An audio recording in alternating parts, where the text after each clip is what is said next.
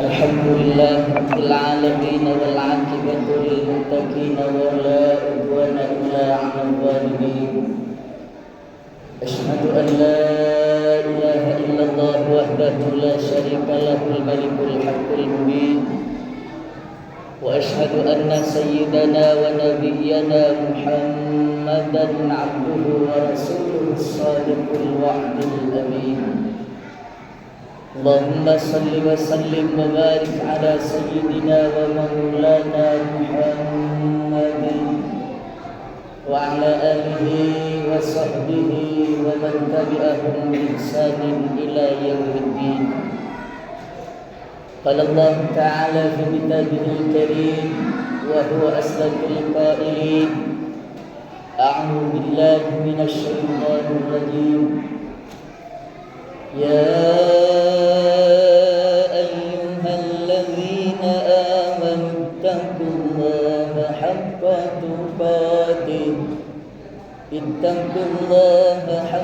تقاته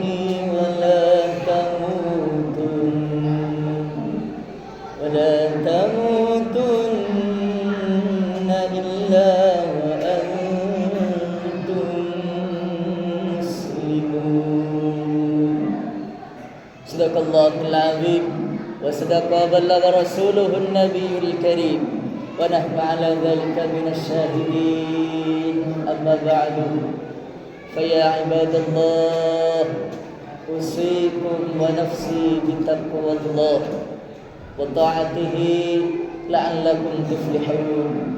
Ittaqullah faqad fazal muttaqun. Ma'asyiral muslimin wa zumratal mu'minin, jamaah Masjid Nurul Hidayah rahimakumullah.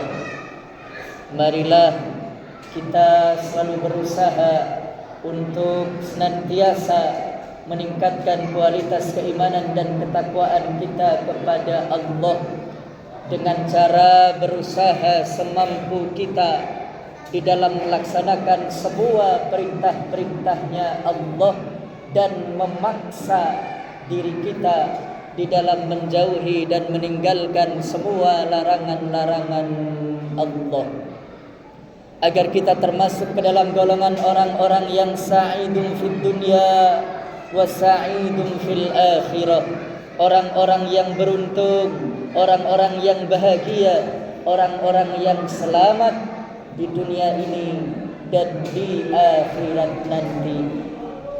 Karena nilai manusia yang sebenarnya dalam pandangan Allah dan di sisi Allah bukan karena status sosialnya, bukan karena banyaknya titel dan gelar yang ada di namanya, bukan karena banyaknya bintang yang ada di pundak dan di bahunya, bukan karena banyaknya follower dan popularitasnya, bukan karena banyaknya hartanya, bukan karena tingginya pangkat dan jabatannya, bahkan bukan pula karena keturunannya. An-nas kulluhum min Adam wa Adam bin turab, la fadla li arabiyyin ala ajamiyyin illa bin taqwa. Manusia semuanya berasal dari Nabi Adam, wa Adam bin turab, sedangkan Nabi Adam oleh Allah diciptakan dari tanah.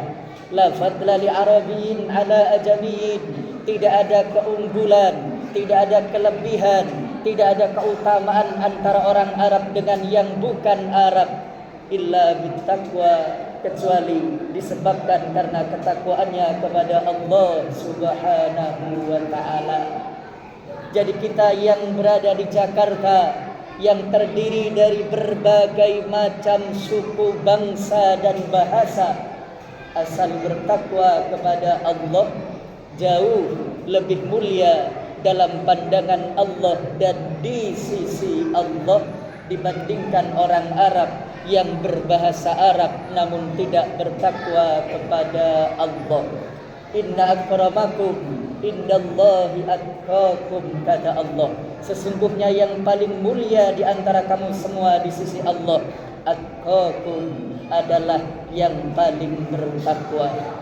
Lalu apa makna dari takwa? Agar kita bisa memahaminya dan agar kita bisa mengimplementasikannya, mengamalkannya, hingga kita bisa meraih gelar takwa dari Allah yang kelak akan menjadikan kita sebagai hamba-hamba Allah yang mulia di sisi Allah Subhanahu wa ta'ala. Sang Hujjatul Islam Imam Ghazali radhiyallahu anhu menjelaskan dalam kitab karangan beliau yang terakhir, yang konon beliau karang melalui ilham langsung dari Allah Subhanahu wa ta'ala, yakni kitab Minhajul Abidin. Di sana Imam Ghazali menjelaskan bahwa kata takwa dalam Al-Quran harus diarahkan terhadap 3 makna. Dengan kata lain, orang yang ingin meraih gelar takwa dari Allah maka harus bisa memahami dan mengamalkan 3 makna takwa yang dijelaskan oleh Imam Ghazali dalam kitab Minhajul Abidin. Pertama, kata Imam Ghazali, makna dari takwa adalah bimaknal khasyah wal haibah, dengan artian takut dan khawatir jikalau melanggar apa-apa yang telah ditentukan Allah Subhanahu wa ta'ala. Jadi orang yang bertakwa kepada Allah, orang yang ingin meraih gelar takwa dari Allah, maka harus senantiasa merasakan takut kepada Allah kapanpun dan dimanapun dia berada. Sesuai dengan pesan Rasulullah, ittaqillaha haitsuma kunta, takutlah kamu kepada Allah haitsuma kunta, dimanapun kamu berada. Pesan dari Rasulullah agar kita senantiasa takut, senantiasa bertakwa kepada Allah dimanapun kita berada. Bukan hanya slogan dari Rasulullah semata, tapi juga diimplementasikan, diamalkan langsung oleh Rasulullah sallallahu alaihi wasallam. Rasulullah sangat takut kepada Allah dalam kondisi apapun dan dimanapun Rasulullah berada. Rasa takutnya Rasulullah kepada Allah didengar dan diketahui oleh para sahabatnya Rasulullah, yakni ketika Rasulullah sedang tidur, terdengar oleh sahabatnya Rasulullah ada suara yang keluar dari dalam dada Rasulullah yang mulia seperti suara air yang sedang mendidih. Ketika Rasulullah sudah bangun dari tidurnya, salah sahabat bertanya kepada Rasulullah, "Ya Rasulullah, tadi ketika engkau sedang tidur, kami mendengar keluar dari dalam dadamu yang mulia ada suara seperti air yang sedang mendidih. Suara apakah itu, wahai Rasul?" Maka Rasulullah menjawab, "Itu adalah suara rasa takutku kepada Allah, suara zikirku kepada Allah. Karena tanamu ainaya wala yanamu qalbi, kata Nabi. Karena yang tidur hanya kedua mataku, sementara hatiku tidak pernah tidur, senantiasa berzikir, senantiasa ingat kepada Allah, dan senantiasa takut kepada Allah Subhanahu wa ta'ala. Jadi Rasulullah dalam kondisi tidur pun, dalam keadaan tidur pun masih ingat, masih berzikir, dan masih takut kepada Allah Subhanahu wa ta'ala. Juga rasa takut yang luar biasa dimanapun dan kapanpun berada dimiliki oleh sahabatnya Rasulullah yang bergelar Al-Faruq, pembeda, pemisah antara yang hak dan yang batil, yakni Sayyidina Umar radhiyallahu anhu. Yang mana Sayyidina Umar, kata Nabi Muhammad sallallahu alaihi wasallam, innallaha ja'alal haqqa ala lisani Umar wa qalbi. Sesungguhnya Allah menjadikan yang hak berada di lisannya Umar dan di hatinya Umar. Artinya apa? Sayyidina Umar senantiasa berada di jalan yang hak, jalan yang diridai oleh Allah Subhanahu wa ta'ala. Hingga dalam riwayat yang lain Nabi mengatakan, setan tidak berani melewati suatu jalan yang jalan itu telah dilewati oleh Sayyidina Umar radhiyallahu anhu. Ini keistimewaan Sayyidina Umar radhiyallahu anhu. Bahkan Sayyidina Umar saking istimewanya dijamin oleh Rasulullah dalam satu riwayat untuk bisa masuk ke dalam surganya Allah. Ada 10 orang sahabat yang oleh Rasulullah seakan-akan diabsen dan dijamin untuk masuk ke dalam surganya Allah. Abu Bakar, anta fil jannah. Abu Bakar, engkau di dalam surga. Umar, anta fil jannah. Umar, engkau di dalam surga. Utsman, anta fil jannah. Ali, anta fil jannah. Zubair, anta fil jannah. Talha, sampai 10 sahabat yang disebut namanya satu persatu, lalu dijamin oleh Rasulullah mereka semua akan masuk ke dalam surganya Allah. 10 sahabat tersebut dikenal dengan al-ashraf al-mubashshiruna bil jannah. 10 sahabat yang mendapat kabar gembira dari Rasulullah dijamin bisa masuk ke dalam surganya Allah Subhanahu wa ta'ala. Namun meskipun demikian, Sayyidina Umar yang ketakwaannya, keimanannya, kecintaannya kepada Allah dan kepada Rasulullah sangat luar biasa. Bahkan makamnya berdampingan, bersanding dengan makam Rasulullah di Madinah Al-Munawwarah, masih mempunyai rasa takut kepada Allah yang luar biasa. Rasa takutnya Sayyidina Umar kepada Allah diungkapkan langsung, dinyatakan langsung oleh Sayyidina Umar ketika sedang khutbah. Saat Sayyidina Umar sedang khutbah, beliau menyampaikan rasa takutnya kepada Allah yang tertulis di dalam kitab Hilyatul Awliya.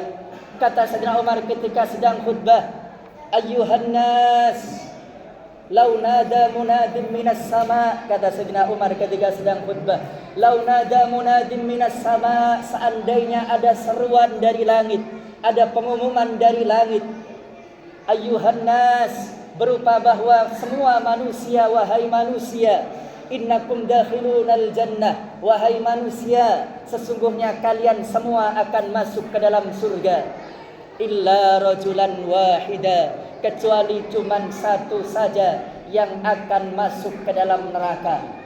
Apa kata Sayyidina Umar? Seandainya ada pengumuman dari langit bahwa semua manusia akan masuk ke dalam surga, kecuali cuma satu saja yang masuk ke dalam neraka, maka kata Sayyidina Umar, la khiftu an akuna huwa, maka saya takut, saya khawatir, jangan-jangan yang satu itu yang dimasukkan ke dalam neraka adalah saya. Ini rasa takutnya Sayyidina Umar kepada Allah Subhanahu wa ta'ala. Maka sebanyak apapun ibadah kita, sebanyak apapun ilmu kita, sebanyak apapun perjuangan dan kebaikan kita, jangan pernah merasa aman dari murka dan azabnya Allah Subhanahu wa ta'ala. Sebab saat ini rasa takut kepada Allah sudah mulai berkurang, bahkan bisa dikatakan hilang.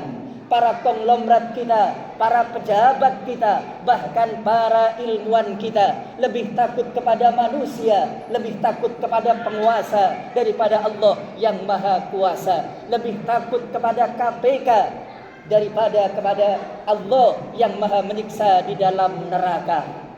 Lalu makna takwa yang kedua kata Imam Ghazali adalah bimakna ta'ati wal ibadah, dengan artian taat dan ibadah kepada Allah Subhanahu wa taala. Jadi orang yang ingin meraih derajat takwa dari Allah, ingin meraih gelar takwa dari Allah, maka harus senantiasa taat dan senantiasa beribadah kepada Allah Subhanahu wa taala. Baik ibadah yang vertikal hablum minallah maupun ibadah yang horizontal hablum minannas. Karena hakikatnya kita diciptakan oleh Allah adalah untuk beribadah kepada Allah Subhanahu wa taala. Wa ma khalaqtul jinna wal insa illa liya'budun, kata Allah. Tidak aku ciptakan jin dan manusia illa liya'budun, kecuali untuk beribadah kepadaku. Dan bagi orang yang beriman serta berilmu pengetahuan, apapun yang dilakukannya di dalam kehidupan akan bernilai ibadah dari Allah Subhanahu wa taala. Bahkan tidurnya bisa bernilai ibadah. Ketika mau tidur ia berwudu sebelumnya, berdoa dan diniatkan agar bisa bangun tengah malam untuk melaksanakan sholat tahajud, maka tidurnya tercatat sebagai ibadah dari Allah. Bahkan dalam satu hadis au kama qol, naumus shaim ibadah, tidurnya orang yang berpuasa bernilai ibadah dari Allah Subhanahu wa taala. Juga ketika kita keluar dari rumah kita, melangkahkan kaki kita menuju ke tempat di mana kita mencari rizki, ke pasarkah, ke pelabuhankah, ke kantorkah, ke sawahkah, ketika diniatkan untuk mencari karunia Allah, mencari rizki Allah, agar bisa memenuhi kewajibannya memberikan nafkah kepada anak istrinya, maka setiap langkahnya bisa bernilai ibadah, bahkan bernilai jihad fi sabilillah dalam pandangan Allah Subhanahu wa taala. Lalu yang terakhir, yang ketiga, dan ini yang tertinggi dan sulit kita lakukan, makna takwa yang ketiga kata Imam Ghazali adalah tanzihul qalbi anid dzunub, membersihkan hati dari noda-noda dosa. Ini yang sulit kita lakukan, ini yang sulit kita terapkan. Sebab kata Nabi Muhammad sallallahu alaihi wasallam, kullu bani adam khata'un wa khairul khata'ina at-tawwabun. Setiap anak cucu Adam, setiap manusia, setiap kita semua pasti mempunyai banyak salah. Wa khairul khata'ina at-tawwabun, dan sebaik-baik orang yang bersalah adalah yang bertaubat kepada Allah Subhanahu wa taala. Rasulullah sendiri kalau bertaubat memohon ampun kepada Allah tiap harinya sebanyak 100 kali. Ya ayuhan nas tubu ilallah fa inni atubu ilallah kulla yaumi mi'ata marrah. Wahai manusia, bertaubatlah kepada Allah, mintalah ampun kepada Allah, karena saya tiap hari bertaubat kepada Allah sebanyak 100 kali. Padahal sifat Nabi maksum, Nabi dijaga dan dipelihara oleh Allah dari melakukan perbuatan-perbuatan dosa. Bahkan telah mendapat jaminan dalam Al-Quran, inna fatahna laka fatham mubina liyaghfir lakallahu ma taqaddama min dhanbika wa ma ta'akhkhar. Tapi kenapa sebelum Rasulullah diberangkatkan oleh Jibril untuk Isra wal Mi'raj menghadap Allah, sebelumnya kok hatinya oleh Jibril dioperasi dan dibersihkan? Itu bukan berarti hatinya Rasulullah kotor, bukan. Hatinya Rasulullah sudah sangat-sangat bersih, bahkan suci. Jangankan hatinya Rasulullah, kencingnya Rasulullah suci, darahnya Rasulullah suci. Ada sahabat yang meminum kencingnya Rasulullah, lalu oleh Rasulullah dijamin sahabat yang minum kencingnya Rasulullah tersebut tidak akan terkena penyakit, tidak akan pernah sakit selama-lamanya. Ada sahabat yang meminum darah bekamnya Rasulullah, lalu oleh Rasulullah dijamin orang yang minum darahnya Rasulullah tersebut tidak akan disentuh oleh api neraka. Ini membuktikan jangankan hatinya Rasulullah, darahnya dan kencingnya Rasulullah itu suci, apalagi hatinya Rasulullah. Kenapa Jibril sebelum memberangkatkan Rasulullah untuk menghadap kepada Allah dalam peristiwa Isra wal Mi'raj sebelumnya hatinya Rasulullah dibersihkan. Itu hanya sebuah cermin, hanya sebuah tamsil, hanya sebuah contoh bahwa jikalau manusia ingin berhubungan dengan Allah, jikalau manusia ingin menghadap Allah, maka sebelumnya harus membersihkan hati. Untuk itu, mari saat ini kita berkumpul di Masjid Nurul Hidayah ini dalam rangka untuk bersama-sama menghadap kepada Allah, dalam rangka untuk bersama-sama beribadah kepada Allah melalui salat Jumat. Untuk itu mari sebelum kita menghadap Allah, kita bersihkan hati kita dari segala noda-noda dosa, dari segala penyakit-penyakit hati, dari segala kesombongan, dari segala riya yang ingin dipuji dan diketahui oleh orang, dari segala kedengkian kepada sesama manusia.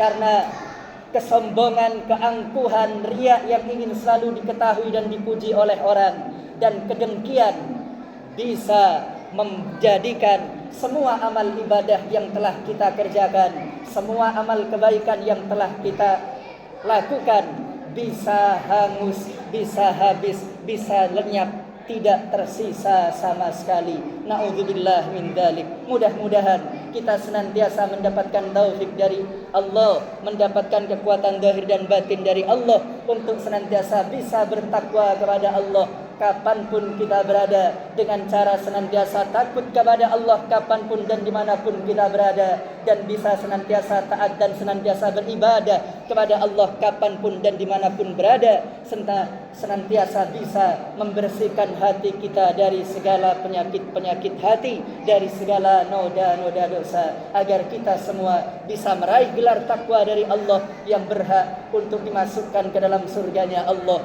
berkumpul dengan Rasulullah. Amin ya rabbal alamin. A'udzu billahi minasy syaithanir rajim. Wasari'u ila maghfiratin min rabbikum wa jannah arduha as-samawati wal ardu u'iddat lil muttaqin. Barakallahu li wa lakum fil Qur'anil azim wa nafa'ani wa iyyakum bima fihi minal ayati wadh dhikril hakim wa taqabbala minni wa minkum tilawatahu innahu huwas sami'ul 'alim.